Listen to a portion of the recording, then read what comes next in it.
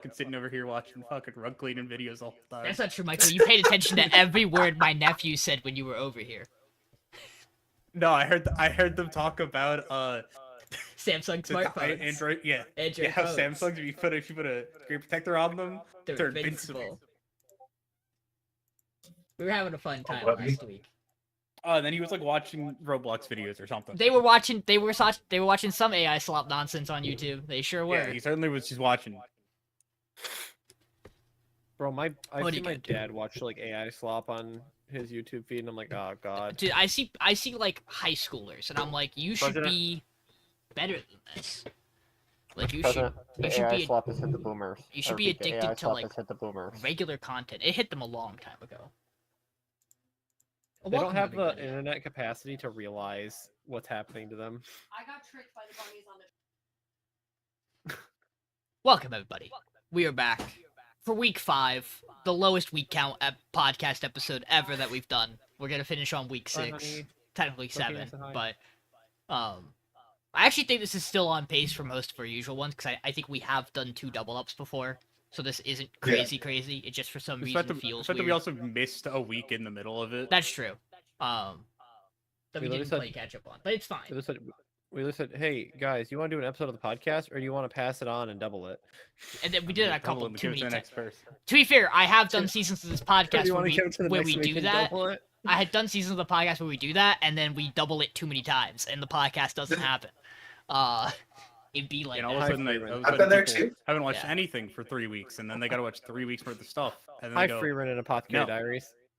Yeah, except like the problem is like it happens early in the season. It happened like this late in the season. You're like, whatever. I gotta watch like 10 episodes this week. Yeah, whatever. But like what happens early in the season, you're like, fuck, I gotta watch another 36 episodes after week 1 where I watched 36 episodes. Yeah, it's your own fault though. So I don't blame anybody in those. No one's to blame but yourself in those situations. Sometimes you watch it. Sometimes like you watch the first 3 episodes of everything, and then 3 of your shows don't release an episode. True. And then COVID hits and the entire season disappears. Crazy. Oh. But if you did not see last week's episode, which is everybody, because it's not up yet, because that takes time. I didn't have time this week just because hey, crazy! I got a new car, which means I had to do a lot of shit to get that car street legal, and also attempt to get rid of my other car. And also, I was working a day I don't normally work because I took Sunday off last week. So Sean, why don't you just find someone on the podcast who's looking for a car to sell it to? I know. It's easier than trying to get rid of a car. Very true, apparently. No, because I would still run into the same problem because I don't know where the fuck the title of that car is, which is what the problem we ran into this weekend was. That's kind of like the main That's like the only way to get rid of the car. Yeah, so I had to reorder. So I have 2 titles coming in the mail. One for the car I own and one for the car I'm getting rid of. Oh, by the way, If you are the state of Michigan, look away. I have. John, we gotta figure out what I'm doing with this because my plate. I can't do anything with it. I think you need to. We'll talk about it later. But that's you gotta. Okay, Sean, I can do something too. Look, you gotta check for $4,000. You cashed it. I know you did. It's not in my bank account anymore. That's crazy. That's part of the problem. Either. What the fuck did you do? Okay, regardless. I paid back the person who paid the other $4,000 on my car. Fair enough. So last week, Clevitus and Gachi Kudo were voted off. I'm saying it that way because that's absolutely the way in which they were voted off. If you were to structure them, one of them went before the other, even though they didn't. And so we have 5 shows left. This week, we'll have 4 next week, and then we have a problem that we will solve, which is 3 of us are busy, at least, the week that we would do the final episode. So we're gonna talk that out a little bit at the, off stream, to make it work. But we are, at this point, we got a little bit, so we got, anybody want to briefly talk about things? Yeah, I beat Austin's ass at Pokemon today, and it was really fun. We were in Canada to do it, because we can't take our fights to America, because that's rude. Yeah, we placed first, second, so yippee. Yeah, out of 3 points. No, it was totally 4 people. It was totally 4 people. As far as big Pokemon knows, there was 4 people there, but big Pokemon has other things they should be doing right now. Like getting us shiny Koraidon and Rhydon codes, because giving GameStop 50 codes each to distribute for free on a day that they're releasing a TCG set. Not a great idea. Yeah, and also, they should also be, releasing some more cease and desist because they're really good at that. So they should do it when they should actually do it. Yeah, that's it for me. I played Pokemon. I'll play more Pokemon. I'm using one of Mason's favorite Pokemon actually on my team right now. Dusclops Hell yeah. is my goat. I think I'm gonna bring him to Milwaukee. It's my goat. He's really good right now, actually. He That's made awesome. Austin Eeviola. really Let's sad. fucking go. That bro took Terra Stellar Water Ball or Water Their ball. yeah, Weather Ball in the rain from a Kingdra. No, that's pretty good. Damn. It's a pretty good move. Yeah. It's Took it like a champ. tanky as hell. He's Um, thick, bro. I got to switch too. Yippee! So that's fun. I've been playing that a lot. I finally can play Pokemon. So I've been playing Arceus a little bit. Should also do that. Well, not that one. We I should also- play Scarlet and Violet. We also downloaded like every KH game on there. And then I started 3 because I wanted to play Remind because I now have access to that. But it doesn't let you play Remind until you've beaten the game. So And now even we have then, to, yeah, Remind is a set of super bosses, essentially. yeah. So now I got to go play through 3 again. Yeah, that Um, requires you to then do all like the synthesis bullshit. Be prepared for Yeah. the Remind fight. Yeah. Or don't. Thanks. Hurts. You should. Um, You should get. Do you Nintendo Online? Yeah. If you have not, by the way, opened the GBA. Yes. Yeah, that fucking library is It's so insane. good. I'm It's very crazy. happy. Get that one out. I'm very happy about the GameCube one. I'm really excited that they're like. I hope they add more. But They are. being able to play Chibi Robo, hell yeah. We're getting. I know for sure because they showed it. We're gonna be getting XD and Coliseum and Path of Radiance. I'm so excited. Which is I'm awesome for people like me. Yeah. Who I'm like excited to play things. Path Radiance. Awesome for anybody who's not me and doesn't own 2 physical copies of Path of Radiance, which is like a gold mine worth of money. Yes. Yeah, kind of like the gold mine I have on my shelf of my Ruby, Sapphire, Emerald, Yeah. Soul Silver, Yeah. and the original boxes for all of them. I got 3 copies No, of Platinum. How about Jesus you? Christ. Now the big I don't- thing is, can they add Twilight Princess onto that? I Please. do have a See, piece of I cardboard just did sitting on the shelf. Until like loose 2 that's worth weeks ago, $200. have a fake copy of Pearl that I didn't know we still had. Fake copy? It's a copy of so Yeah. um I have one of those for black. So I'm one of those people who I follow the subreddits and just like get sucked into them. One of them being game verifying. And Pokemon games are the most common thing to see posted. Mhm. And so I look at the cartridge. I'm like, okay, front looks fine. Look at the back. The chip, there's like a specific code if you see on the bottom of the chip that goes, if there's like M8 at the start of it, you know it's a fake chip. That is not a chip that used to exist when they were making it. So you know one of the easiest Or ways there's to not the detect ones that those as Nintendo well, use. Michael?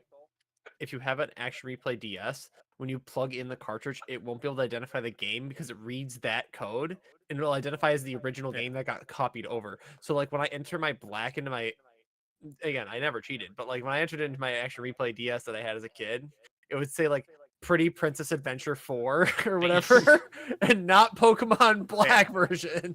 And I was like, again, also, that's a little and then weird. my PS Lite also didn't read that copy of Pearl, so that copy of Pearl is in the garbage. It's a little sus. I bought all of my Pokemon games at launch, so Yeah, see, I want to say we also got ours pretty close to launch. That didn't. People were still making fakes of those games really early. People are good. Yeah. So- But yeah, I finished Kaiju number 8 today finally. Yeah. Michael and I had this conversation. Insane people Yeah. wanted that manga to keep going. Absolutely insane. Yeah. It's perfect. Okay, yeah, no, yeah. So I read the last was 9 or 10 chapters today. Spoilers for end of Kaiju number 8. I started at it was the first chapter I started with is where Hoshina and Kirumi, I think, is the guy with the pink hair. It's the two of them, their final little portion against Kaiju number 9 before Yeah. he gets back up, transforms, and it shifts into the final thing with him and where everybody's here. Shinomiya. Yeah, like that before that final bit started. Shinomiya. Yeah, Dude. maybe it's because I was really tired this morning. The moment we get like the stinger at the end of the one chapter where he goes, I'm not gonna be able one to do this. She is, and it final panel is just her with the eyes of the one weapon. I'm like, oh shit! Oh shit! Like the amount of emotion just running. I was like, she gets to be here for this. Yep. That's awesome. With her mom's powers. Dude. The manga's it's so so good. sick. The manga's legitimately one of the most satisfying shonens I've read that's come to conclusion. It's That- very complete. And think I've some read a the lot of some like, the- shonens lately. I think some of the action panels later Yeah. get a little muddy with some of their visuals because it's just a whole lot of lines. But it's so like fucking good, bro. everything else about it, this ending's great. I do It's- feel it's like awesome. I do feel like the manga benefited from the first season of the anime coming out because I feel like it reminded him that he could do stuff with the original cast of characters. Because I do not think I think originally we probably wouldn't have gotten some of the stuff with the smaller supporting cast at the end, but like the anime kind of re-highlighted them and it seemed like they were putting a bigger focus on them. And then so when we loop back around, it was like everybody's fucking got something for this, and I'm like, good, that feels good. Everybody actually had legitimate payoff to be here. What a good manga. Austin, what have you been up to? I spent about a week up in Michigan, just visiting my parents, and spent some time with some high school friends and stuff. Just been playing a lot of Pokemon, trying to get back into the groove of things so I can make a world to run. Cross my fingers, making just doing work, the whole 9 yards. Oh yeah, nothing out of the ordinary. I finished Rascal Does Not Dream of Santa Claus today. That was very good. I think the first season is still better, but still enjoyable. And it's like, as someone who's read the entire light novel, well, the entire light novels, it's fun to see it like start to complete and get to the end of it. I'm gonna gas up some things in Shonen Jump, not that any of them need it. Kagurabachi has an absolutely insane set of chapters. However, the author is like being the author is rough right now. He's had two color pages. He's had a full color page. He did a bunch of card art for like a card expansion set that Kagurabachi has a crossover with, and he might have another color page next week. So there are parts of this chapter that are Black Clover in Spade Kingdom arc set, or Black Clover during the Elf arc, where just like you have thin outline lines of characters where you're like, oh okay, this was like we didn't kind of move from the sketches to the full panel. However, there are also some panels that are absolutely insane. They're insane looking. So like I don't blame him at all. Speaking of absolutely insane panels, the entirety of Akana Banashi, chapter 176. Oh my god. Visually, the paneling on this chapter might be some of the best I've ever seen. It is... realistically, not a lot gets shown to you, and that's incredible. There's so much white space in this chapter, it's perfect execution. Ichi the Witch has done a very funny plot device for this next arc. I fucking love it. I can't wait. Once again, reminding you that Ultimate Exorcist's cast is now wearing bomber jackets. They also do the bit where they go, hey, we're about to go into this area. We have 3 rules you need to follow. Don't stand out. You have to ignore things that happen here because that's just the way they are. Like, bad things are gonna happen, you're gonna have to let them happen. Don't leave any signs that you were here. And then Kiyoshi immediately walks in and goes, hey, fucking stop that right now. Because of course he does. Or romances are very good. Himata and Blue Box are still fucking killing it. Someone Hurts has a really pretty panel this week, which is crazy coming from it. I need that manga to move and do stuff, though. Technically, nothing new has happened for the first 3 chapters. Harakaze Mount also has some really sick visuals for its panels. And Elusive Samurai has officially started the final fight against its antagonist.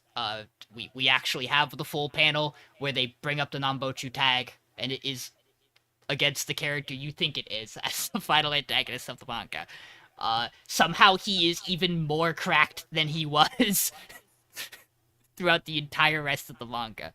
Well, He's I sure not- hope if there's he's- been like fucking 20 years of time skip or whatever up to this point. The funny thing is, he's really not supposed to be. They set this up as like he's supposed to be a little weakened after, killing all of his allies and isolating him. That does not make a difference, is what we've learned. No, I'm very excited. I'm excited for that manga to end, and I can't believe people aren't doomsaying about the fact that it's probably going to end by the end of this year, and that means another big ongoing Jump manga's not going to be in the magazine anymore. That means it got axed, guys. But it's I will kill somebody. I will if I have to sit there. I truly will.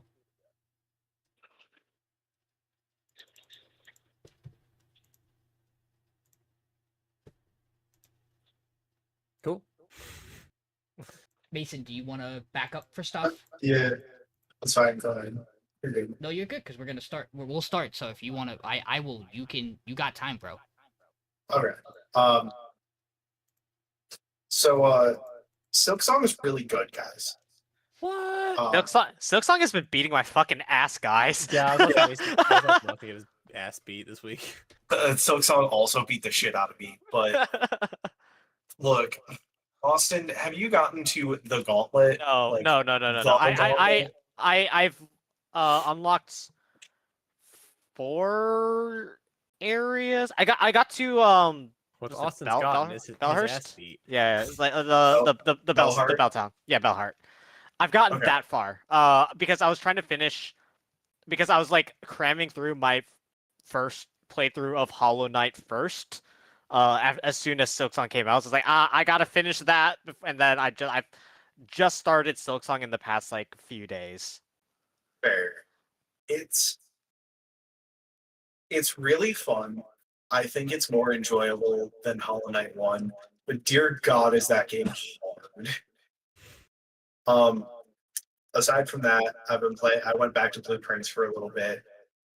Accidentally went to bed at 4 a.m. on Saturday because of that game, because that's what happens. I've been told that game is peak. It is. It's one of the best puzzle games I've ever played, but it is Wait. also A puzzle game. very, very obtuse at points. Yeah. Wait, Me and what's- Mason had a whole talk. We were up till like fucking 2:30 talking about the game on Yeah. Saturday. Yeah, Blueprints. the game expects a lot of the player once you've hit like the expected end game, because the game goes, here's this task, finish it.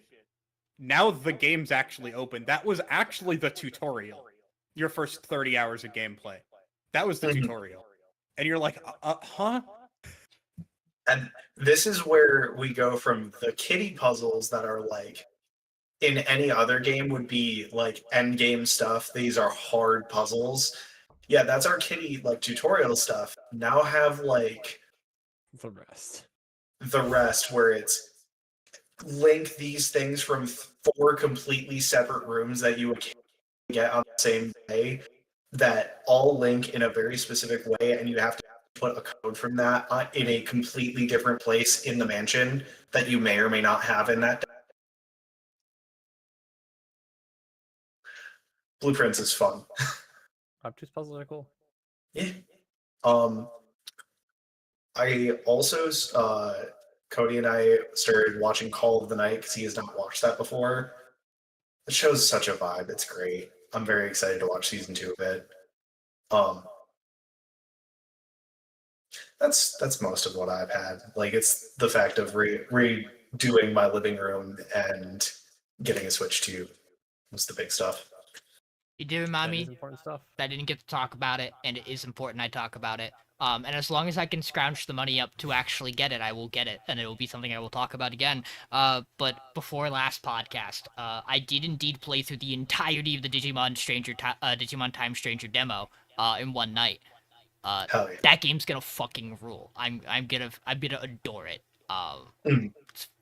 It's basically every change they could have made from Cyber Sleuth and Hacker's Memory is a positive one. To the point that I'm really worried that game's gonna kick my ass in the later half of it. Very scared about that. But we got anime to talk about. We are indeed. Can you believe it? An anime podcast. No, we don't watch. We are. Yeah, you might not Oh, believe us. Shit, I should have watched anime before this. I sure hope you did. Anyway, dealing with Mika Donos.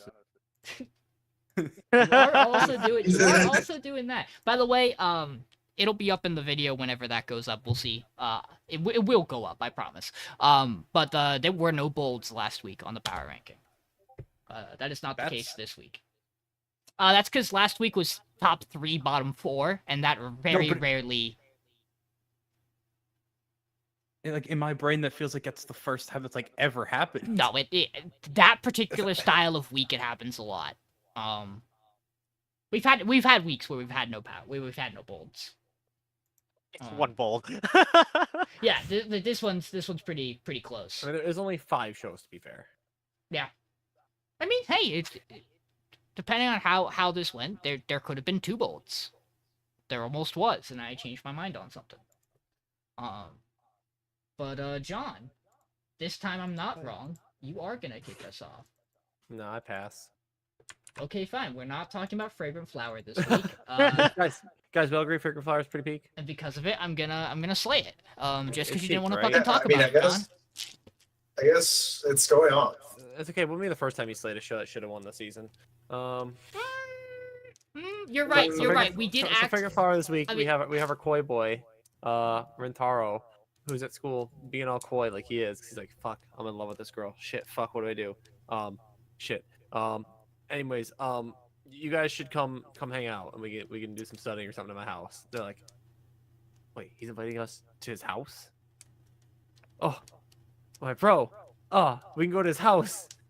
He's opening up to us." And so he brings them over and he's having these memories of like, everyone thought it was so weird that I live in a cake shop and that my friends are gonna think it's weird and they're gonna hate me because I live in a cake shop. They open the door and go, "Holy shit, you live in a cake shop? That's awesome!"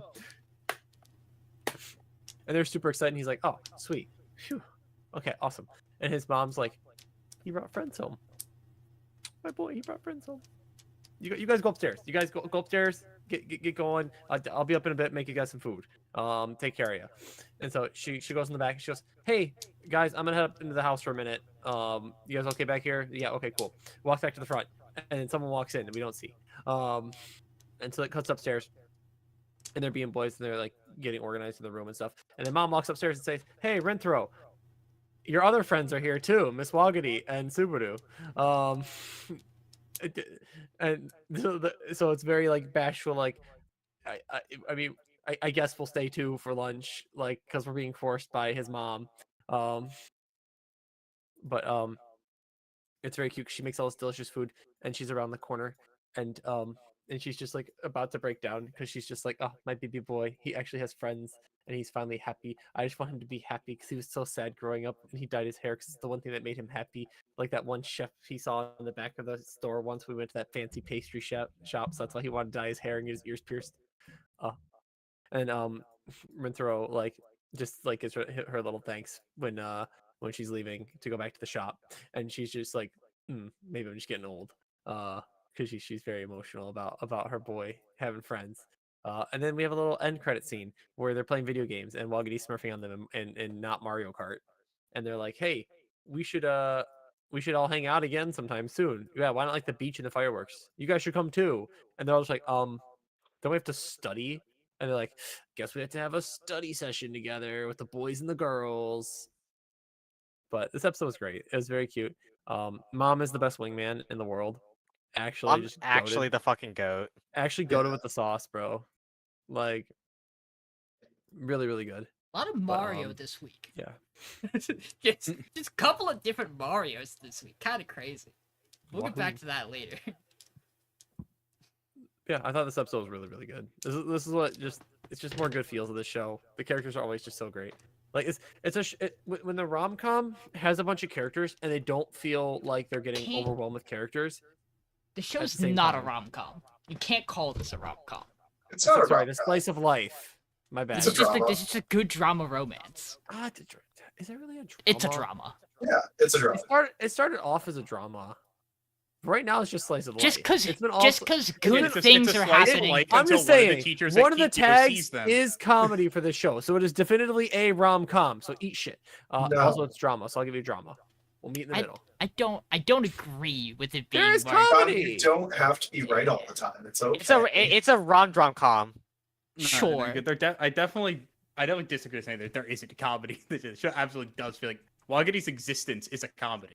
So like some of the boys, their whole purpose is comedy. Sure. yeah, But- Usami's existence. but If you're it gonna, doesn't but if you're gonna make line the this up, genre yeah, comedy. if you're gonna line this up with other rom-coms, this would be the very bottom of the sliding scale of rom-com. Yeah, if it's in that like alignment chart where it's like romance and comedy, it's definitely like Horibia Yeah, is the more lower of a end of it. rom-com than this is, and I also wouldn't call that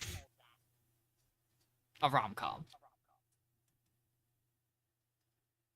yeah. Yeah. I feel like that's almost more of a drama than this one though too. Either way, the show's really good. What do you Exactly, guys think like of it? they're indistinguishable, but okay. It's almost like you can have drama and comedy elements Yeah. in your story and and it's, have them and both it's, work and it's together. good because of it. Shout out to this season of shows, not just this show, but like a couple, also some Hikaru died. But shout outs to the shows this season for having the most insane shots, just like wild ass camera angles. The pan around the corner in this episode to his mom is phenomenal, absolutely insane. It rules. In addition, one of my favorite scenes in this episode is when the red hair friend, who I forget his name, Usami. yes, Usami, when he's like, okay, now that we're done with all the depressing talk, I'm gonna go get seconds, and Wagari immediately jumps to her feet and goes, me too, and I go, bitch, you were waiting. You just didn't want to be first. No. You were done 10 minutes ago. I adore her. She's wonderful, and she's a hamster. Hamster. She's a hamster. With a black hole for a stomach. Yeah. Yeah. Yep. Ah. Yeah, Yeah, I it's just- mentioned this to Sean right as we finished it. Every week I'm like, because what often happens with rom-coms is that like eventually they've kind of Hey. hit their peak with None of that. We just Michael's on team rom-com with John. dramaticometers. Michael's on team Yeah. rom-com with John. That's what the show is. with our romances is that eventually you kind of hit a point where you've reached like the end of the arc for most of the characters, and I'm like, okay, we've kind of hit with it with like most of them here, and I'm like, okay, what do we do next? And then it hits his mom, and I go, fuck, I didn't think about that one. I didn't think about the mom getting emotional over her baby boy having friends. I didn't even Ah. because this Damn episode it. starts and they mention the picture with him having black hair, and I go, "Fuck, his mom does have blonde hair." Fucking goddamn. yeah. I tuned into it when Usami went. Your hair suits you, which is not really something you say to someone who has like you very rarely go up to someone who's like a natural blonde and be like, blonde really suits you. Like it's a weird thing to say to someone who you know it's their natural hair color. It's a lot more fitting when you're like, clearly you dye your hair. Because I know It's Hikaru because hers dyes is a his hair. different color of yellow than his. Is the only reason my brain was like, okay, maybe she just has natural blonde hair, even though I know Japanese people don't have naturally blonde hair. That's just not a thing. Which is that's. it's also- Again, it was like both like you see in the picture. I was like, oh. And like you said, like it's the way they set it up too, where it's Yeah. like it's this little side comment of them coming in and like showing the photograph or like having him talk about the photograph. Like, hey, you had black hair as a kid. The blonde really, right? Is that and then your it comes to, older like, the- brother? Yeah, and then it comes to the flashback, and they mention Yeah. a brother. And you're like, he hasn't talked about a brother He once has in a this brother. show. He has a Is that- dad. He has a dad. But then it cuts to this flashback, right? You're like, oh, the mom's also not blonde. Oh no, this is gonna hurt me. You know, I love that. It's like all the alarm bells start ringing. And you're like, oh no, trauma dump coming. Here we go. Let's spin the. This was mentioned like a few episodes back when they like flashed back. I like, oh wait, Rintaro had black hair in that flashback, we and knew it's just that. coming back full Yeah. circle. Who Stuff spin is just so good. spin the wheel onto the reason of why do we not get to see his dad and brother's faces? They're right? Is it because they don't matter, or is it is because they're dead. Because they matter a ton, and I they, mean, we they see were his hiding brother's them face for in a the reason. flashback, right? Dude, I don't think we do. I think I both think of their also hair. shrouding their I eyes think over both it. of their hair is long, so you don't Yeah. see it. They're in the wrong genre. It feels like that shows. classic like character is blocking out his past because he doesn't want to remember its situation. You know, Yeah, they're I just don't side. think which it's means that that- sad. They're Again, actually it's either just characters really from Given. depressing thing with them, or they're just not gonna be important, and like Two- they'd have to remember. yeah. They're telling us, hey, he does have a brother Two- who is not like living with them anymore, and a dad who is at work all the time. To be fair, Nagatoro does this as well, where I believe the first couple times they mention her family,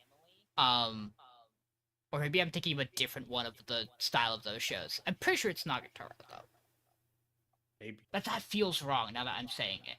Or am I thinking Komi? It might have been Komi, where I feel like No, at you first meet they Tomi's don't. mom like super. But I I'm don't think caught you in a see her thing. brother and her dad's face right away in Komi, and I think later you do, which could just simply be Maybe. that's how they did the manga panel, because the early chapters you don't need to see them, and then But it's also the but later it's also chapters just they like actually introduce them, so they actually do show you the faces. yeah, it's like they just don't know what they're going to do with those characters Yeah, quite yet, so they yeah. don't want to give them like any defining Characteristics. that Yeah. go against what they end up doing with the character. Yeah, it's a they don't matter yet. They'll matter Mhm. eventually, maybe. No, Definitely, maybe. show's real good. Show's good. So we're voting it off this Yeah. week. Yep. No, it's too good. Gotta get it out. I've been thinking about it. Yeah. I think I just don't want you to win again, John. Damn. When was the last I- time? When But was anyway. the last time? I can tell you Was it that. Pochi? Leviathan. Thank you, Uh, Michael. moving on. Yes, Leviathan this week. We are in Tunguska, Russia, where we meet Charles Darwin's grandson. Don't remember what his first name was. The important thing is that he's a George. Darwin. Yeah. George. And It's his son. No, it was. He said that It's- his grandfather was Charles. I thought. No, she says her grandfather was Charles. That's her I uncle. forgot.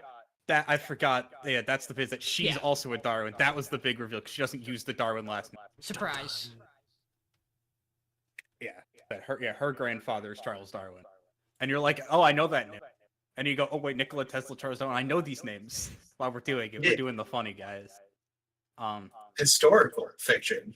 Yeah, very historical. You know, whale ships. Very fiction. Very fiction. Whale ships. Yeah.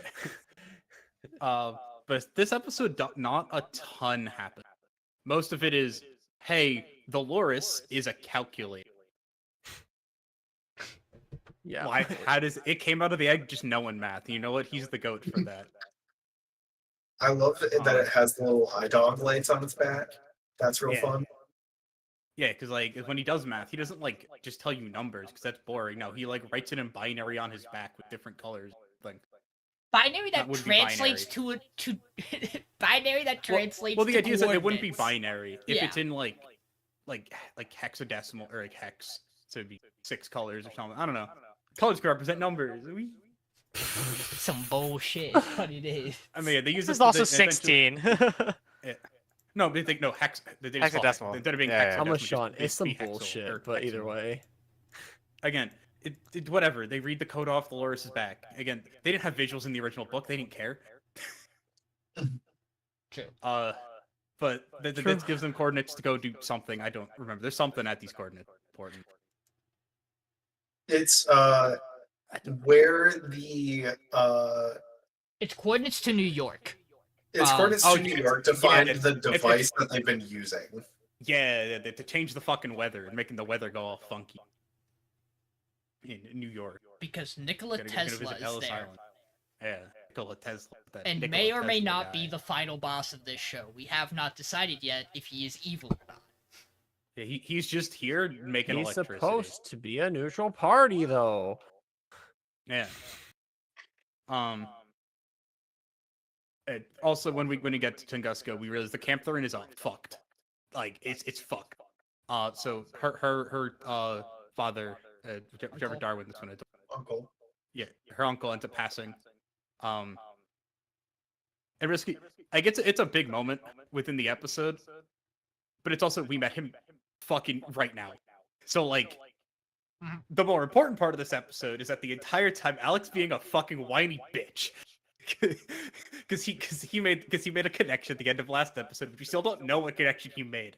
But essentially, it comes to be assumed by Dylan and the scientist that Alex has made the connection that Dylan is a girl.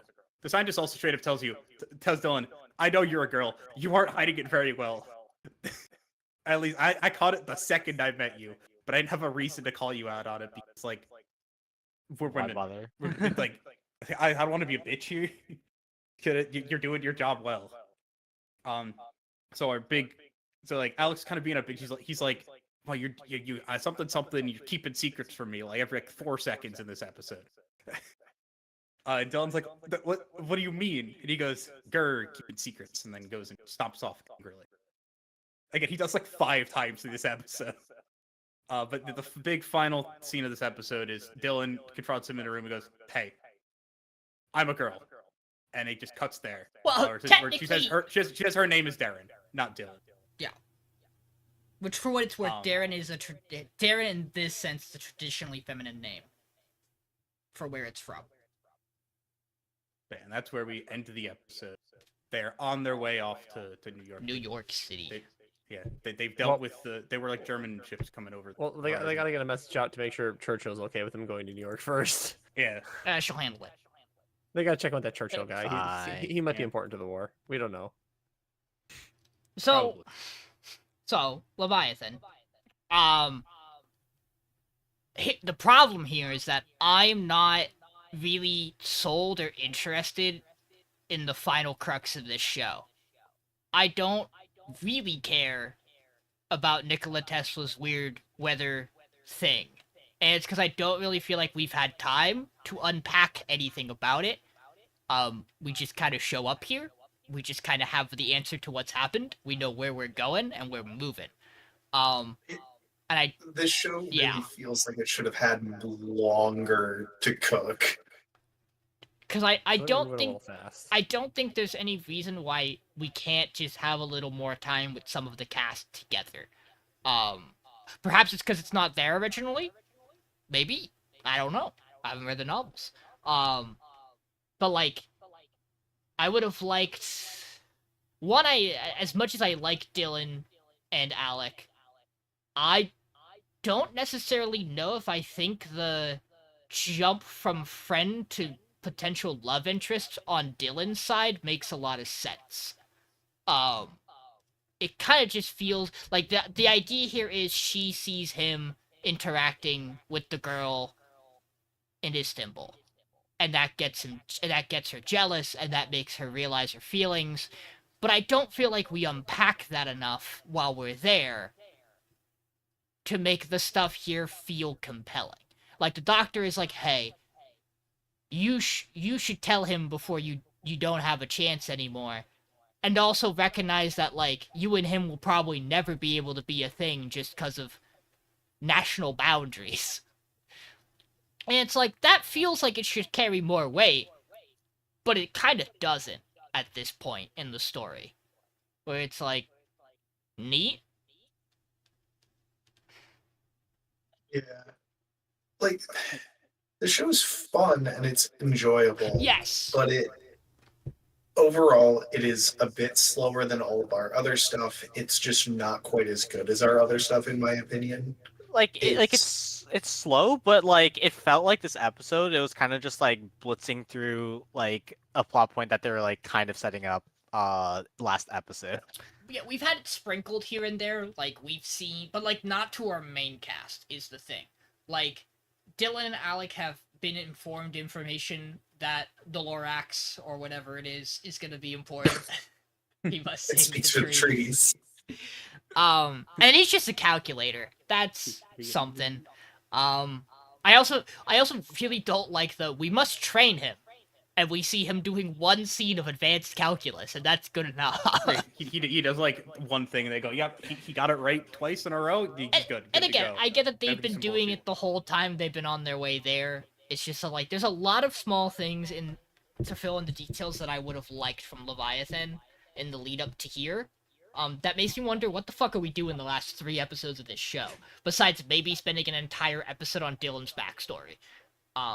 Which while I am very interested in that, I'm not sure that it's weird. Like generally as a podcast, I don't think it'd be wrong to say we've been really positive about Leviathan. But it wouldn't be the first time we've been really positive about a show, and it just didn't push its needle far enough. It just kind of Yeah. stays mid, right? Yeah. Like, It's sorry, not even that it's mid, it's just that it's like lower quality. Like, it's not even lower quality, it's just lower quality of story than what everything else is bringing to the table, in my opinion. And obviously on power ranking, we know there's kind of some odd splits here on how we feel about different things, and we'll talk about those when we get there. There's particularly probably one other show that's the other show up for elimination this week. I think largely we have a clear consensus of what's not in danger this week, but we'll talk about it. And for me, the difference, and we'll get there, is that the emotional character connection of the other show I enjoy significantly more, and the payoff feels much more deserved than what we haven't gotten from Leviathan, for me. So No, one like, as I was thinking definitely back agree. through the episode, I was thinking through like different events that happened, and we're talking about like how we feel like this show needs more time to cook. And a thing that stuck out to me, this episode we have like the segment where Dylan does like the whole thing with like the fucking wings, and she gets back on the ship, Yep. and then the captain goes, Newkirk would have said this thing, and I'm like, Proud of you. would he? He has said a grand total of 4 lines this whole show before dying. Like, I feel like there is actually 3 episodes per book that we missed of just character dialogue that lets us know this cast and see their bonds together. Because we are just going fast. We're skipping every transit, and we're just going. They get on the Leviathan, it gets to this location. Nothing happens in between, I guess. They just fly. Nothing happens. They don't talk. They don't talk for the month they're in the air. red eye flight the per whole way thing. there. Yeah. I guess so much just we don't know these characters. The violin bit is Feels like outside of also our big two. the violin bit is also really weird because like scene framing, the violin is framed in a lot of the earlier scenes with her and her uncle, so you clearly know it's going to be important. And in my head, I'm like, are we doing something with like the doctor goes, oh, like she talks about her family having played the violin and singing songs. I'm like, oh, are we gonna do a thing with Dylan here because we make a note in Istanbul that like we've made a note that Dylan sings. Are we gonna have like a moment where Dylan sings with the doctor? To kind of have like a moment of nope, we're just gonna mention the violin and move on. I'm being very harsh on it simply because we're so late into the season and I have to make a call on something, right? I still really like this show. I'm still gonna finish it. Might even go buy the novels. Who knows?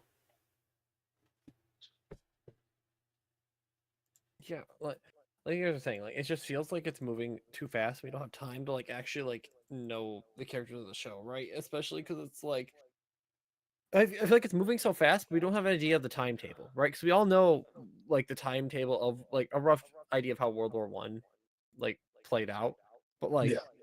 there's no trench warfare. That was the whole thing about World War One. Is all about the trenches. This would make more sense as like a World War Two. I understand that he's like it's the assassination of Franz Ferdinand. That's like the whole thing, Yeah. right? Like that's the basis. But like the concept of the war doesn't feel like that like trench warfare grind. It feels completely different from it. And that's okay. But the problem is I don't understand where we're at in the war right now. Like how long has it been? How far have we traveled? Like I know how far we traveled, but like how long did that take? What's happened on the rest of the front? Like who's at war with who right now? Who's fighting where? Like we have no idea of like the overall world state right now. We're just like, yeah, let's go detour to America real quick. We're in detour fucking- to America with our little we're- calculator. We're just outside of Istanbul. How long is it gonna take to get to fucking America? Like half a year? No, now we're in Russia. Like does can the Leviathan We're go even that far farther across away. an ocean? We're even farther We're in- away this time. Dude, we were also in Russia for all of 20 minutes as well. Yeah. Like, It was not even 20 minutes. I also Right? you Maybe, reminded I don't know. me when you mentioned the war stuff. I also think that the theme it feels like we're building to doesn't feel like it fits the World War One setting, because it feels like we're doing the nuclear weapon like idea. Yeah, we're doing the of- arms race. Yeah, it feels like Feels we're like just like an amalgamation Of of war. World War One and World War Two. I'm like, because the idea of like, should we use this technology that we've invented, but we don't know if we should use it? That's a World War II issue, like, and post World War II issue. And then even beyond that, like, I can't buy in to the Dylan and Alec, like, moral compass argument they have about it, because I don't buy, I don't have reason to buy that Dylan would feel the way she does about the outcome. Like, I don't know why Dylan has, for a couple of the past episodes, taken the stance she's decided to take against Alec's choices. Because reasonably, I think Alec's path makes sense from what we've seen of his character. Like, I think him committing to wanting to end the war makes a lot of sense for him. I don't know why Dylan is so super against all of its ideas. But, Because women, Sean. well, you said it, not me. Moving on. Whatever. Okay, she's not in the house right now. I'm safe, guys. She's not gonna watch the VOD, I swear. Yeah. If I don't show up next week, you know what happened. Well, you got a different problem since she's not in the house. Because next up is indeed Summer Hikaru died. I know what you mean, bro. So I have a spreadsheet. let's get into Summer Hikaru died.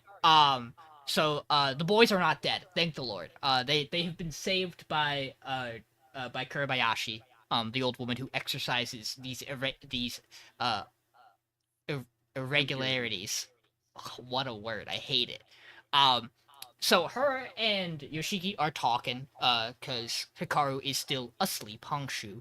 And she is explaining that Hikaru is not one of these things, necessarily.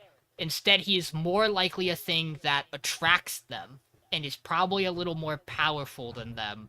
So essentially, we are kind of building to what we assumed has been the narrative, that all signs are pointing that he is kind of like a guardian deity of sorts to some degree, maybe.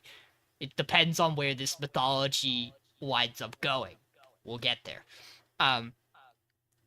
And so they talk a little bit, and she tells Yoshiki about how this isn't the first time she's seen one of these things take a human form, or a human-esque form, because her late husband was like this. And she let her late husband kind of just chill in a room behind a door, because it felt like it was good for her son, until it wasn't good for her son because he almost fucking killed him. Because he wasn't really him, he was more of the creature that had become it. Where Hikaru's a little different. She can tell, at least. And they kind of talk where they create this plan where it's like, we're gonna find ways to combat the irregularities. I hate this word. Thank you.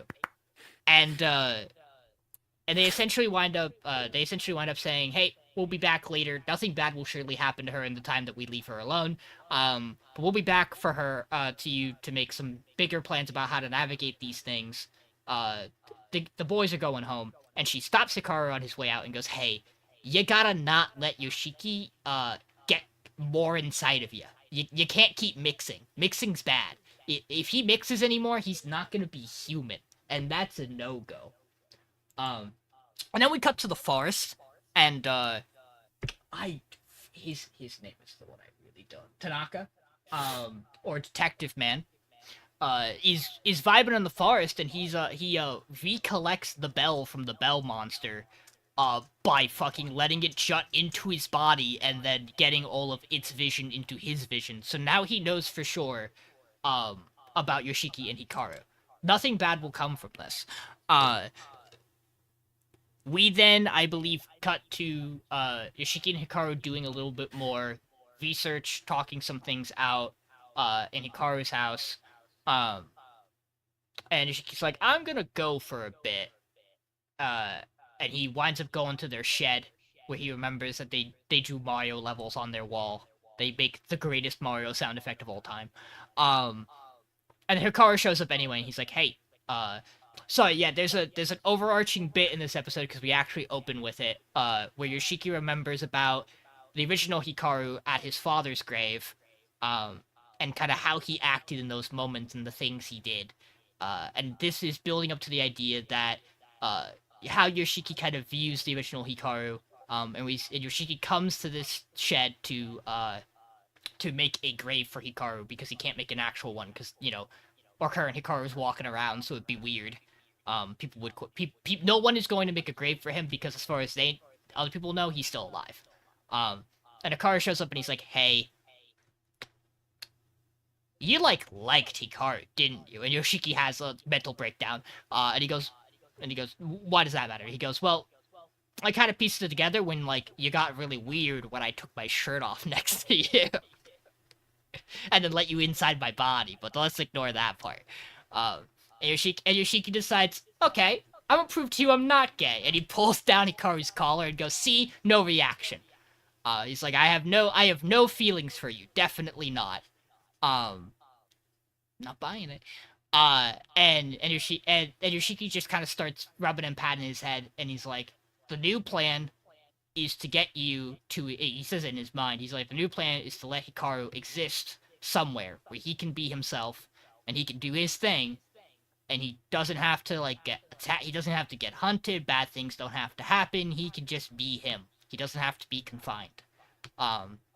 Which is an important point because earlier Hikaru is like, well, if all these things are coming down from the mountain and I was in the mountain and they are coming to me, I could just go back to the mountain, right? And Yoshiki's like, no, you're not gonna do that. We're not gonna exile you to the mountain again.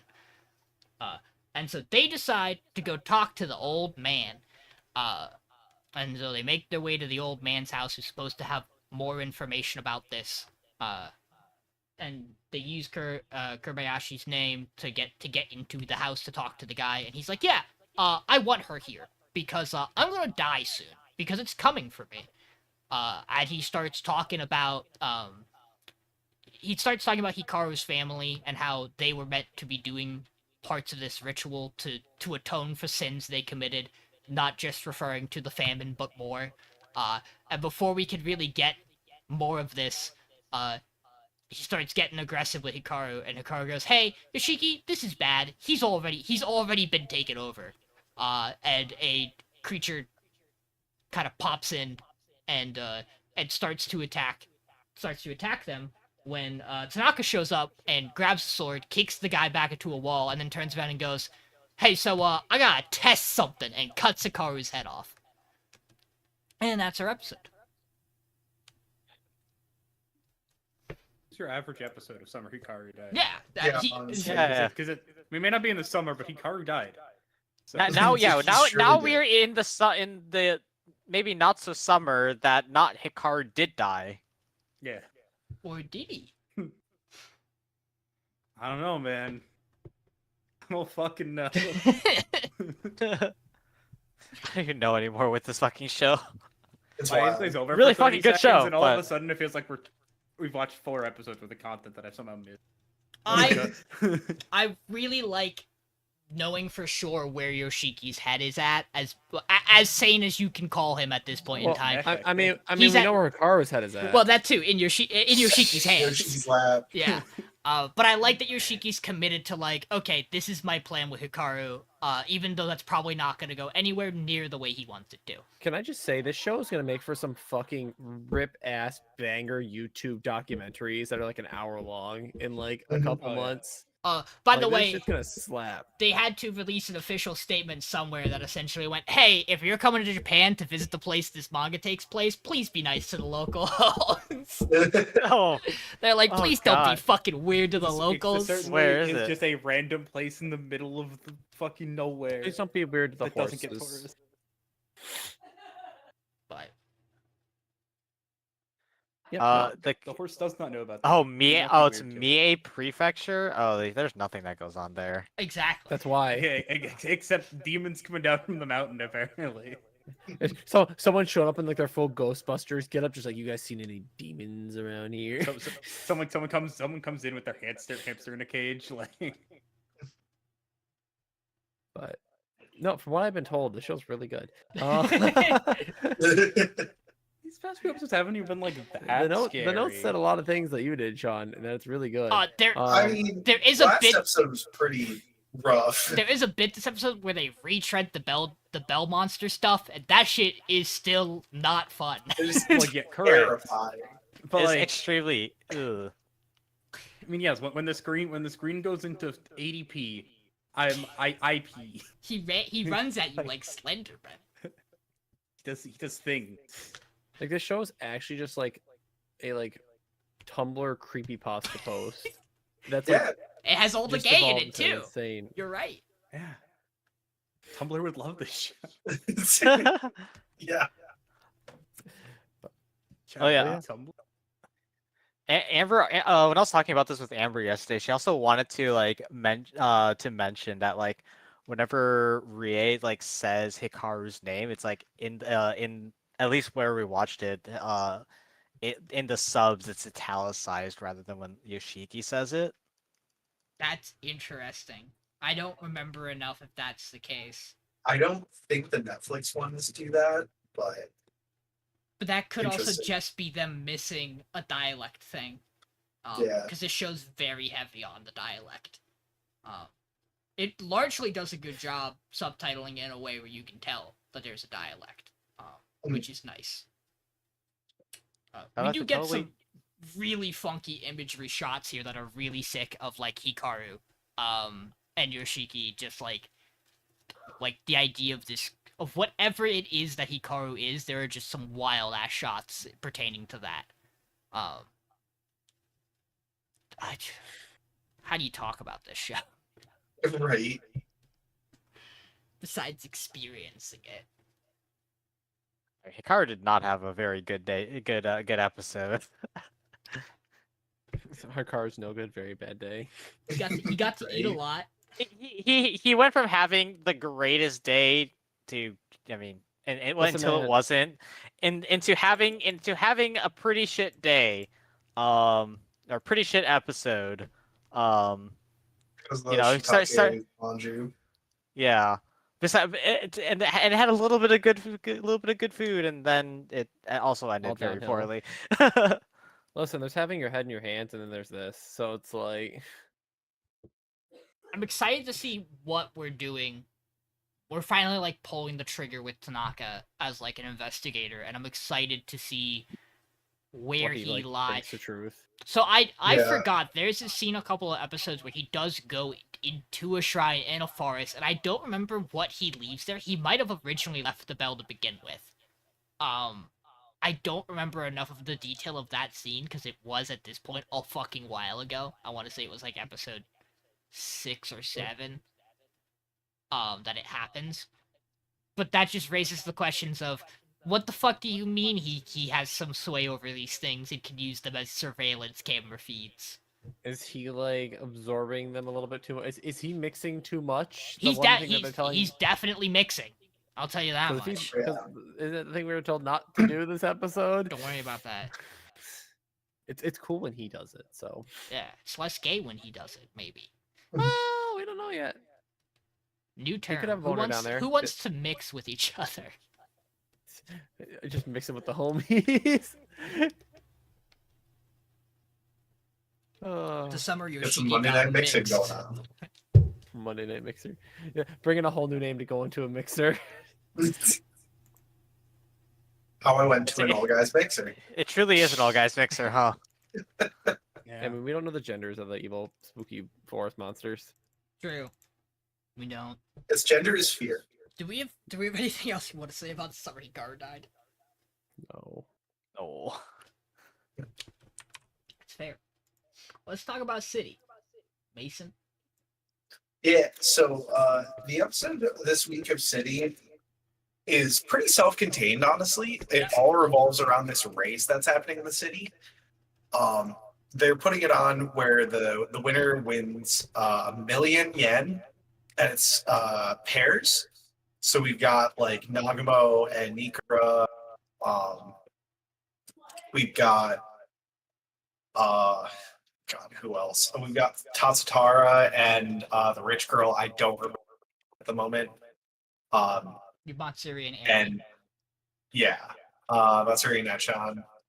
You have the mangaka and his editor. Mangaka and his editor. You have the guy running the Animal Act And his and bag his of animals. animals in a bag, You have Makabe, the dad, and the and scientist. the scientist and like inventor guy.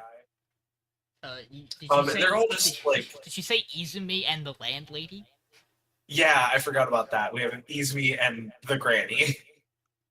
And this whole episode is essentially just revolving around random bits of the race.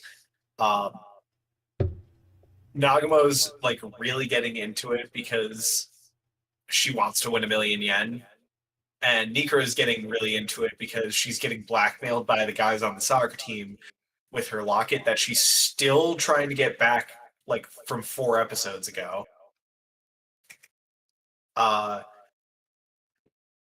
Our first like real big challenge is they're doing the guess the same thing challenge, and everyone gets tripped up on this. Eventually, Nagamo and Nikura get through. Echan and Matsuri get through it immediately and start running on tin can still because that's their answer. We then get to like this giant maze that Surabishi and the inventor Neat, Mason. thing. The mic did just disappear for a whole 3 Oh. seconds there. Sick. Awesome. You're good now. So we get a giant maze that Nagamo and Nikura are trying to get through like normally. This is broken up by Surabishi and his like I think it's his dad that he's with, where he's an inventor. They were drinking initially.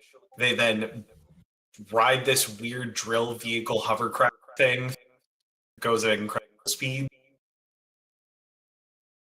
Everyone says this is cheating. There is no rule against it, so it's fine. So everyone just starts joining the race.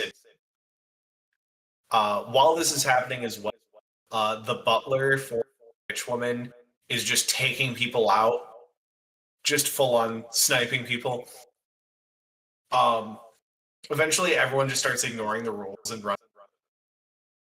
And we end up getting to this.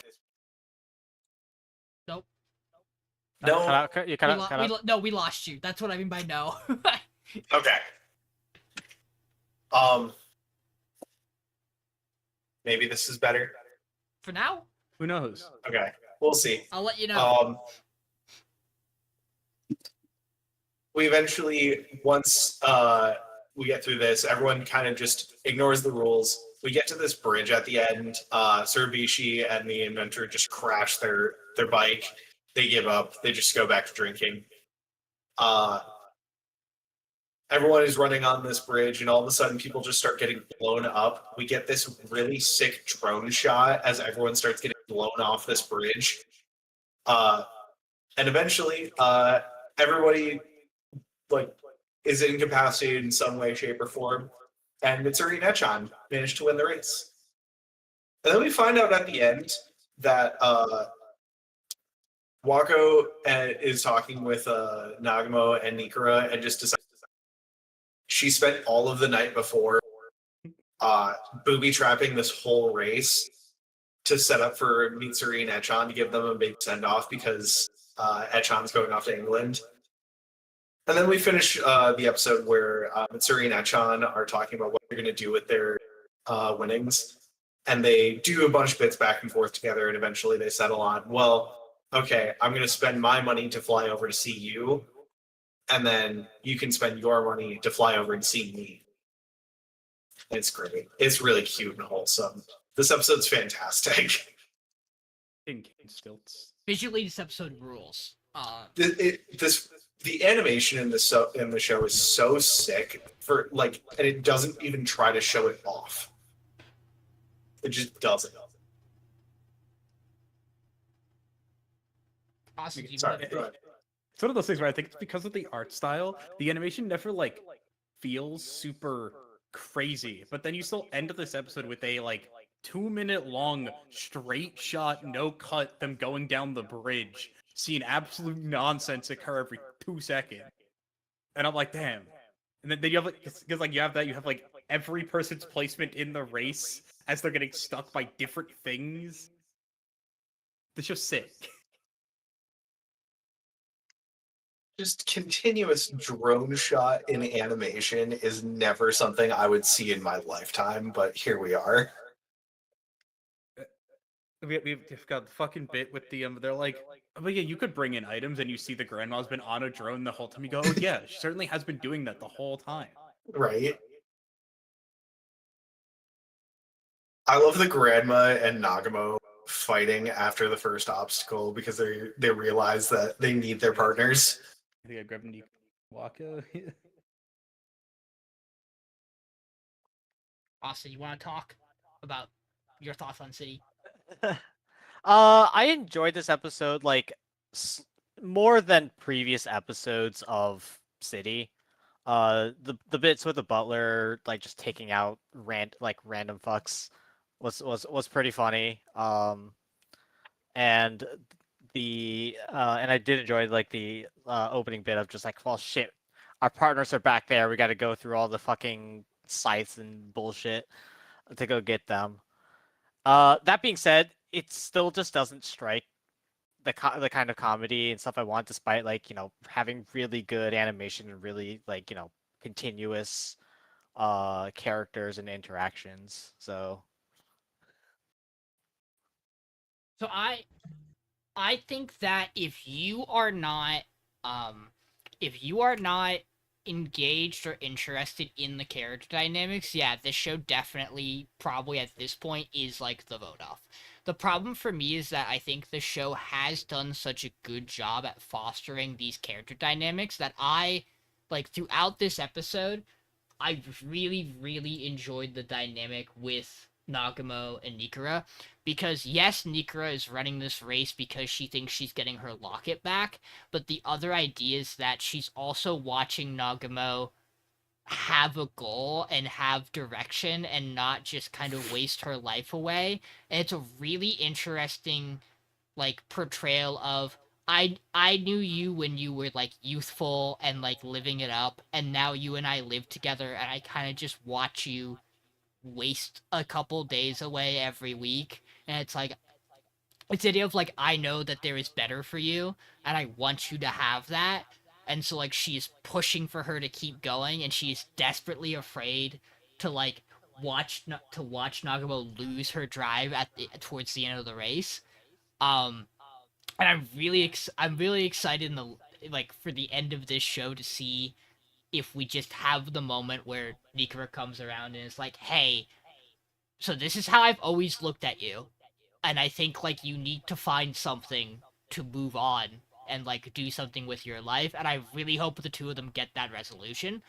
Um, and then we have the very small dynamic we've just created, which is the rich woman and the oldest of the sons for that family, and they're just fucking adorable. I love them this entire episode. Him just carrying her the entire race is so wonderful. Her being unconscious Yes. due to pure joy is the funniest thing to me. And she just It's I think her being unconscious isn't like it's funny. The thing that makes it really work is how dead serious Hotaka is every single frame he is on Yep. scene. Yes. Because he is always drawn in the most every scene around him is serious. Doesn't matter what he's fucking doing. Whether he is just on the phone doing random bullshit with the two people in the chair, or it's him quite literally shooting people. Like it doesn't matter what he is doing. feeding pigeons. He is doing it 100%. And of course the episode like wraps itself up and around with the Echan and the Matsuri bit, which I adore the fact that the start of the episode has the landlady and Nagamo running back to get their partners because they weren't coming through the course, and we know that Nikura wasn't going through the first obstacle because she was arguing with the soccer team about the locket, and now we find out at the end of the episode that that Wako wasn't doing anything because she was purposely throwing the entire race because she wants the two girls to have like this big moment as friends with each other. And then just the final scene between Echan and Matsuri is wonderful. I fucking adore them.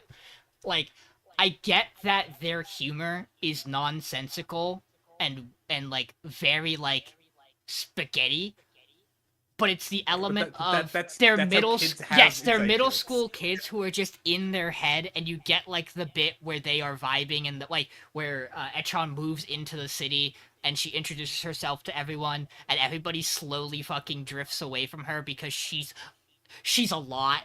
And then you just have Matsuri who's sitting there with her friends and they're talking and she poses the would you rather do something fun or something not fun? And the girls are like, yeah, something fun. What about you? And it's so obvious that the idea in that scene is that Matsuri is sitting there going, I don't enjoy talking to these two people. They just kind of talk and we do this and it's not fun.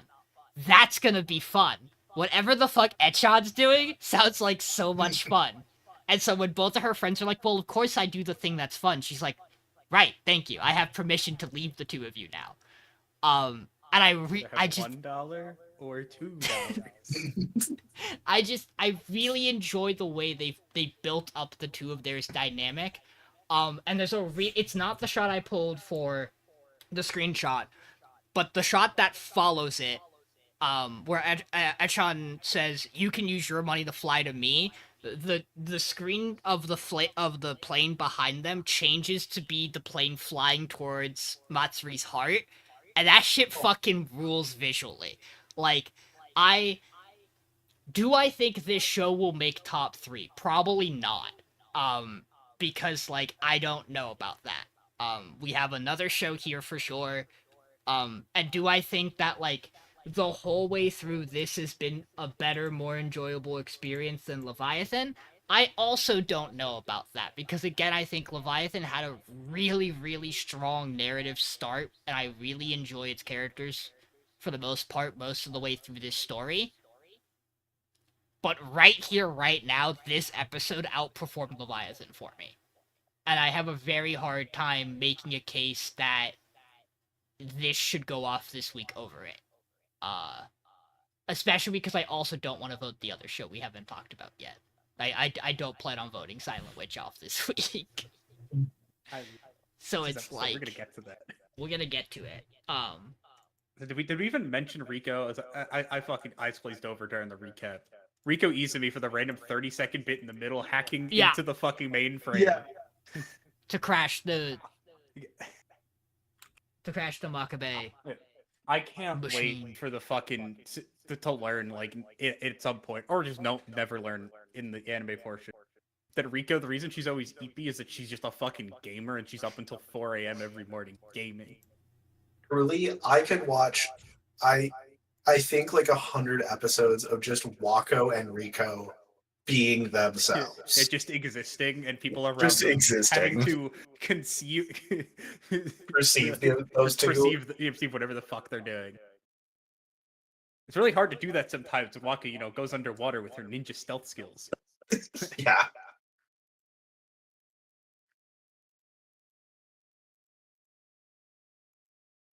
But like I absolutely get from the perspective of like, if the comedy hasn't been there for you, if like you're not if because the comedy hasn't been there for you, you're not like engaged in on the character dynamics, like, because that plays a huge role in like being invested in them, is being invested in the comedy bits for it. This is like the most understandable divide on shows that I think I've seen on this pod, where I'm like, yeah, this is how we should have felt back a couple of seasons ago when fucking Girlfriend was on this podcast. But no, I was the devil for that opinion that show wasn't good. It was funny. I was having a fun time. funny. It was fun time. It wasn't a good time. was It was a fun. fun Truly time. never understand, but Hey man, back You row should made watch like it now. top Now that 5. you understand comedy. I don't think that'll Red do show on anything. Showtime. Actually, I don't think that'll fix it. You're actually gonna hate it more. Probably.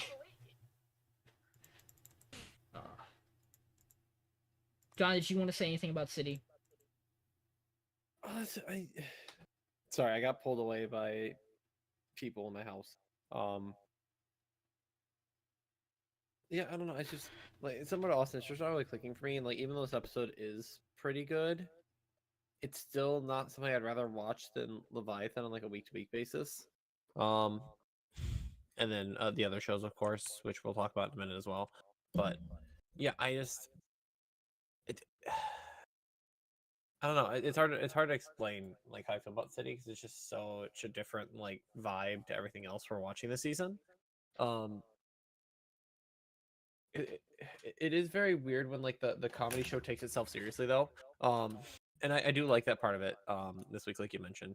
But yeah, nothing really new to report on City on my end. It's just still kind of like my bottom, and I know it probably won't die, but like, hey, weirder things have happened. Michael, we're back to you. Mikhail. It's for Monica cries 20 minutes straight. That's what happened. Anyway, that's wait. So yeah, episode starts. We were kind of cleaning up from the end of last episode where Lewis goes, "Hey, who the fuck did this to my barrier?" Knowing it was mine. He's like, so those vines, and she went, "Yeah, I summoned a spirit." And then they go, "You summon you just casually." She just does that sometimes. You know, she's just him. And he goes, and all the booby traps and stuff I put within the stuff. And she's like, yeah, no, it took like a whole minute to decode all that. He goes, a fucking minute? It took me like a month. It took me like 10 days of doing this nonstop. And you took you a minute and a half. I love the banter between her and Lewis. She's She's like, just so fucking silly. sorry, it took a minute. Lewis is such a great character as well. Like, it's not even her like breaking the barrier too. It's her like reconfiguring the barrier to do the exact opposite thing it's built to do, basically. And then he goes, okay, and who the fuck's this other girl? And she goes, and Casey immediately hits him with, yeah, I tried to kill the prince. And Monica's like, fuck, you weren't supposed to say that. Damn it. You confessed. Essentially, Lewis goes, so if she did the thing she said she did, and confessing essentially means you did the thing, she's going to be taken in, interrogated, and then killed. That's what you do. That's what happens when you try to take the life of a royal. And Monica goes, but she's my friend. And he goes, if she fully confesses, I won't have to use mind manipulation. And he goes, I guess she can just be put in like jail essentially and not interact with society for the rest of her life. But at least she won't be dead. And Monica takes this hard. Like, she's actually just so down this entire episode because of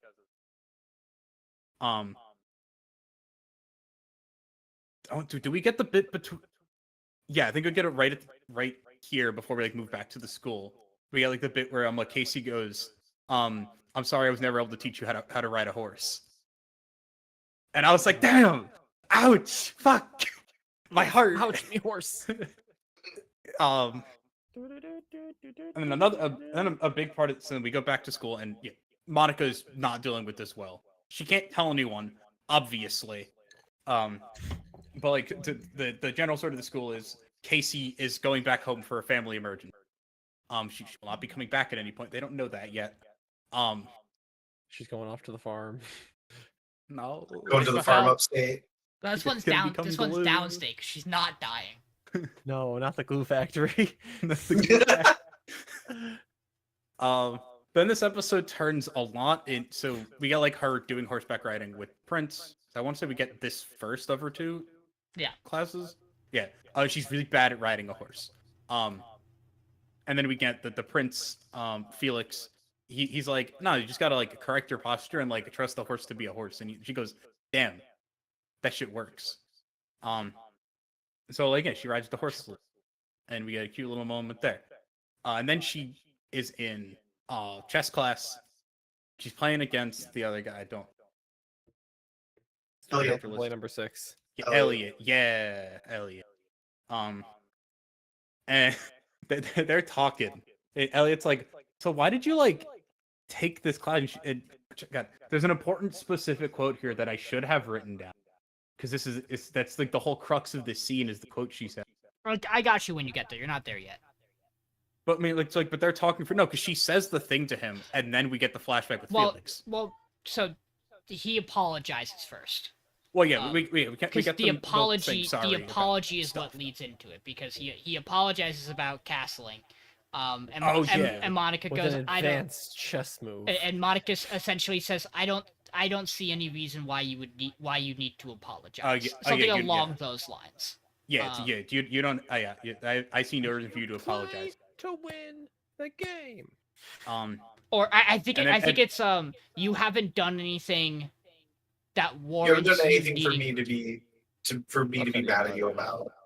and warrant an apology is essentially what she says. But yeah, and this leads into a flashback between Elliot and Felix, where Elliot used to be a bitch, and Felix was a little baby. So Elliot was like, "Wow, he's the second prince, and he doesn't even fucking he's a little baby and whatever. I don't like this kid. I'm gonna have him go climb a tree and fall off the tree and almost fucking die." Actually, yes. Elliot didn't plan for him to get No, he didn't plan for the branch to ruptured break. spleen into it. No, he didn't plan for it. No, but Elliot But essentially he did almost murder the crown prince. He does steal Felix's book and put it in a tree and then go, "Oh, I think a bird took it. Hey, Felix, you should go get it." And then Felix goes, "Bet," and then goes to get it and the branch breaks. Which is funny because the whole thing is built on Felix being bad at climbing. I don't think it matters how good you ever climbing if the branch breaks, but you know, maybe you'd be better at displacing your center of mass. Who knows? Whatever. Posture. Yeah, true posture. Let me cut back to the horse. But yeah, so as the branch breaks, Felix gets very injured here. And Elliot's dad reprimands and goes, "You're a fucking moron. Go apologize right now before our family is like deleted from existence." This show does not shy away from political shit, causes bad things very quickly. Like you fuck with a royal, you're fucked. You're out of there, gone. You're erased. And it leads to Felix going, "No, he didn't do it. I climbed the tree myself. That was just me. My book was in the tree. I wanted to go climb the tree." He actually saved me. Yeah, he actually tried to help me in the end, which he does. After he falls, he does help him. You know, it's not an entirely false statement. Yes, he did egg him to go climb the tree, Don't worry about it. but you know, whatever. That part didn't happen. Semantics. Yeah, whatever. And then we get a cute little bit between the two of them, which is where this whole flashback comes from. Where Elliot goes, "Well, why did you why did you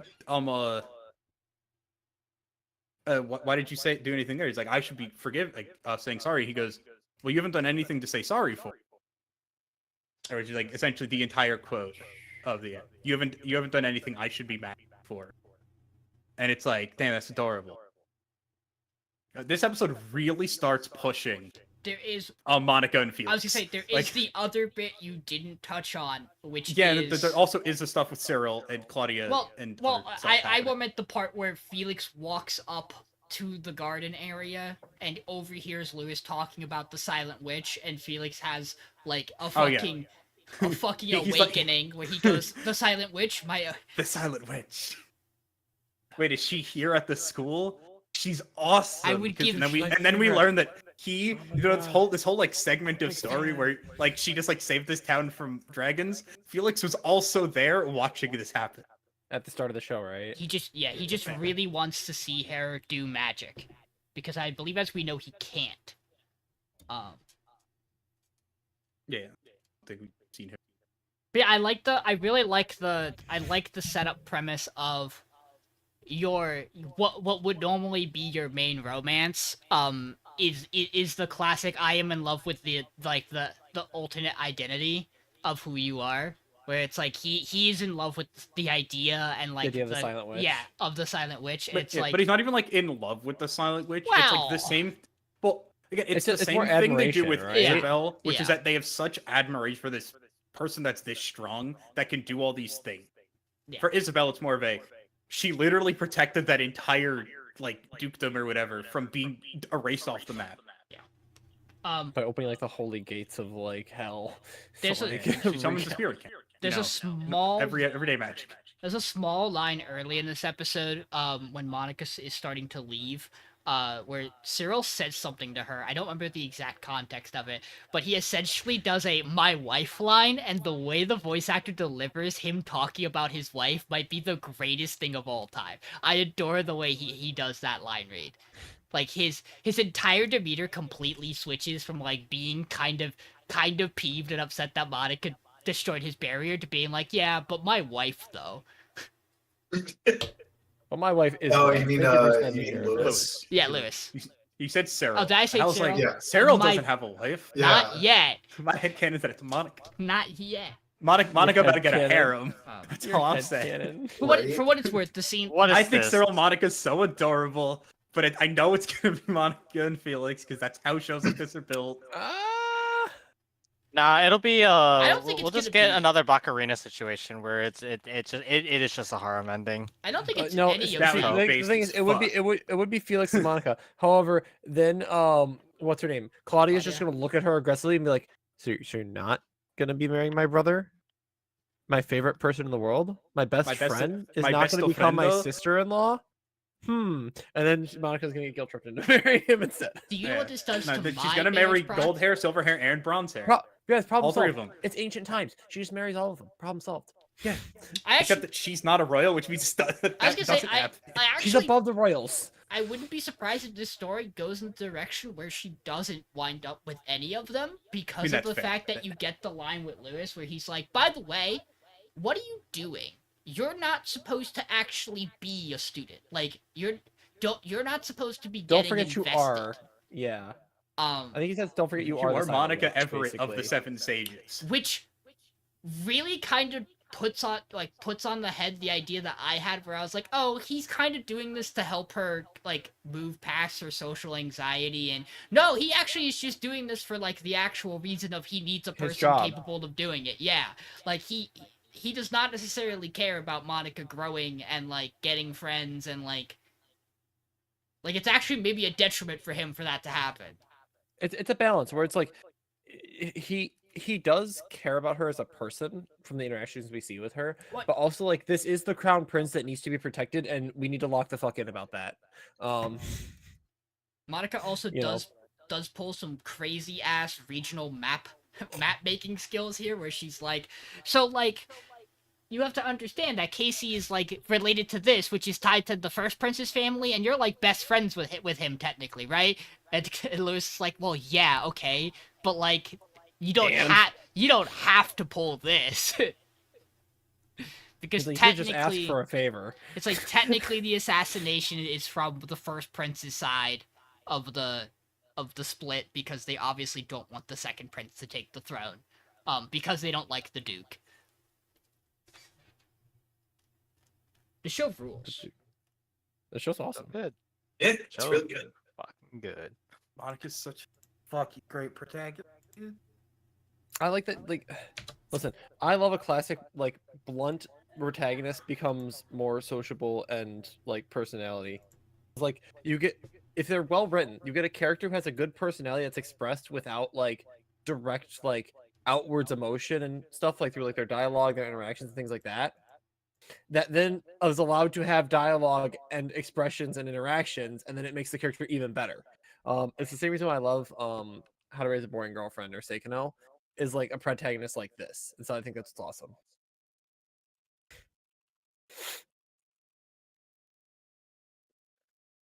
Yeah, What do you- this episode was yeah. like, I think I didn't enjoy it like as much as previous Yes. episodes, but like that is not to say that this was a bad episode. The previous episodes were just kind of banger. And by kind of banger I mean very banger. It's your this cooldown. yeah, it's also that like I do kind of wish we got a little bit more time with Casey before Yes, I agree.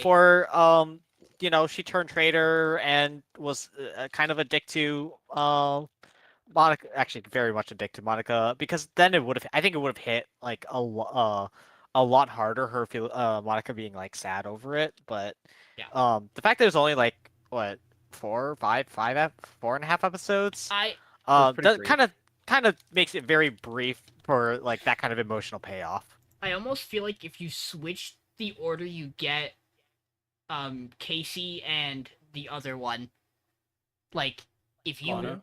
Lana. yeah, if you Yeah. swap their order so you have Oh, Casey so Casey's like the longer. first one. Yeah, which I obviously Lana's like the important thing is that you get the interaction with Lana that leads you into the stuff with Cyril on the stairs, so it makes sense that you do it that way. Like structurally, there it makes sense, Again, but like you know, the way they structured the school, it doesn't work to have her meet Casey much Yeah. earlier because it has to be she meets Casey while looking at the horses to pick which elective. yeah, so it's like in that regard, it's like yes. So then the only way to really fix it is just to give her more time with Casey, which I agree with. Yeah, I do you think- just give us like another bit of them interacting in between them. Give us another small Again, mystery. I but imagine it's possible in like the manga or light novel, whatever it's based on. Ah, There is another segment of time in between It's also where possible. you just have time to also talk. possible there's not. Yeah. I Yeah, it's fair. I do really adore the line that Monica gives later when she's thinking about it all, and she's like, "If I would have said something when she got rid of my tea, would that have thrown everything off, and she would still be here? Like, would she have not have Mhm. tried to assassinate the prince because she would have realized I Someone's had a little more already?" noticeable, yeah. Yeah, she was like, "Oh, Monica's already on to me." That line, that bit actually kind of hurts. Where she's like, I think this entire first half with Monica and her just it hits so fucking well. I don't know. I adore these two. But yeah, It's a we shame could've that one gone was being with exiled to the I do- void. I did think about it while she was doing the scene. And there was a bit of it where it lessened the impact, where she was like, "Monica, I'm not going to apologize for what I've done. Monica, I'm not going to apologize." And then as she's floating away into the abyss, she goes, "But I am sorry I didn't teach you horseback riding." I went, "Motherfucker, I knew it." I was like, "You are gonna Motherfucker, apologize." You caved. You caved. Coward. You hate what she stands for, but you don't hate her. They just fucking like woof her away. The worst thing too is like she's mad because like they wouldn't help her small town and her brothers died, but it's like this is the one mage that was going around helping the small towns and like the smaller cities, you know? It truly is if she knew and she just walked up to Monica and went, "Hey, you think we could fix this?" Monica would probably be like, "Yeah, 1 sec, bro." Yeah, give me like a 30-minute, I'll be right back. Teleport magic out there, teleport magic back. Yeah, the job's done. Want to see me kill a legion of dragons? Want to see me do it again? But yeah, it truly is just like sad because it's like I also just love this character in the show, and now they're just gone, and it's just like, oh, but they were good.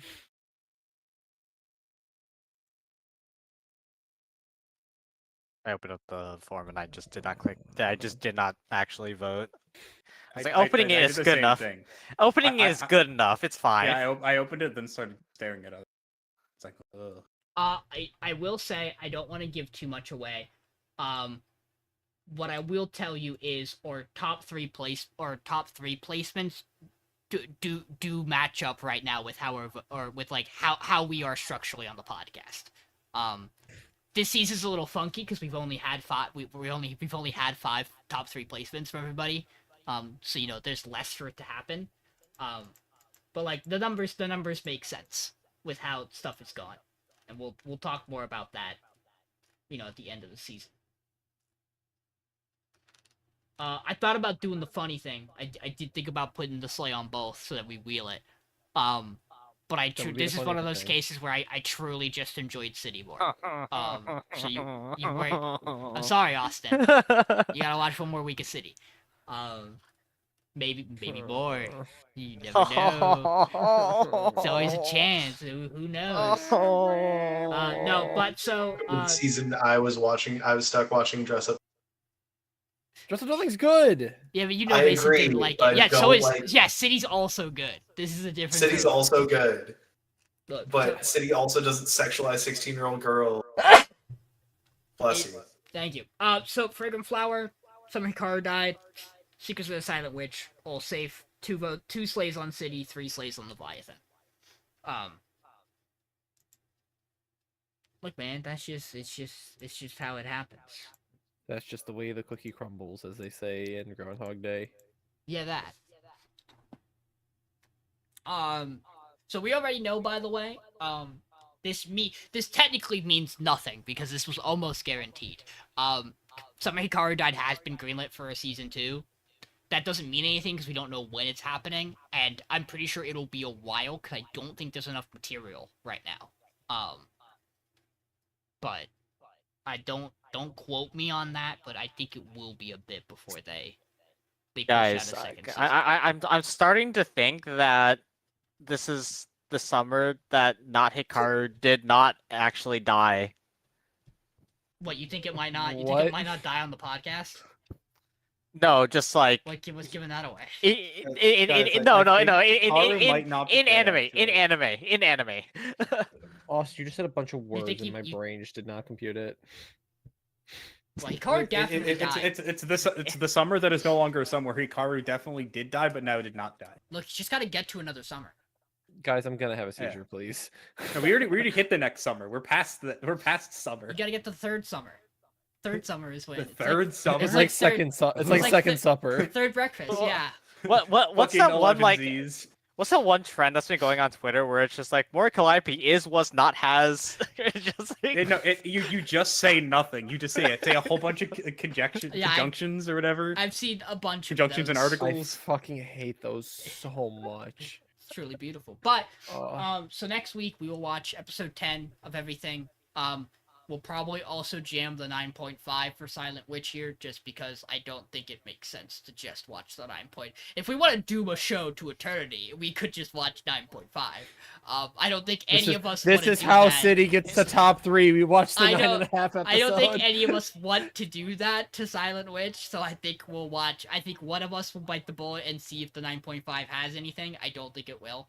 And we will then watch episode 10s for everything. And then we'll vote off that show, and then we'll figure it out from there. But that is it for tonight, everybody.